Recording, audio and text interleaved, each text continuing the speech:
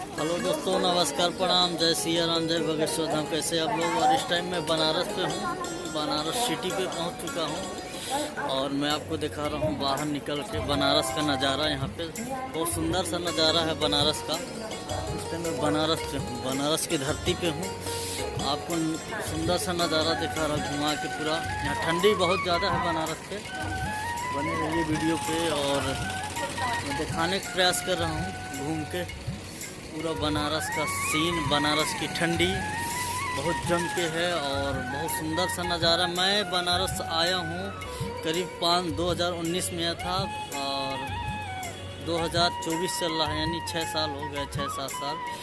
और बनारस पहुँचा हूँ, देख सकते हैं सुंदर सी गाड़ियाँ, सुंदर नज़ारा, सुंदर ठंडी है बनारस पे। यहाँ पे मैं घूम घूम के दिखा रहा हूँ, वीडियो बना रहा हूँ आप लोग तक पहुँचाने के लिए। जो भी बनारस नहीं घूमा है तो घूमने ज़रूर आए।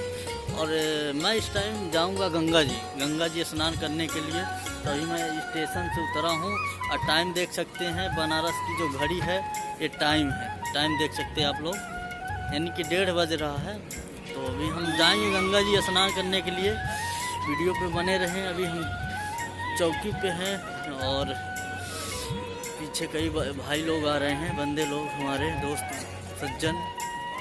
रात का सुंदर नज़ारा है बनारस का। तो बने रहे दोस्तों। जय श्री राम, जय बागेश्वर धाम। बने रहे वीडियो पे।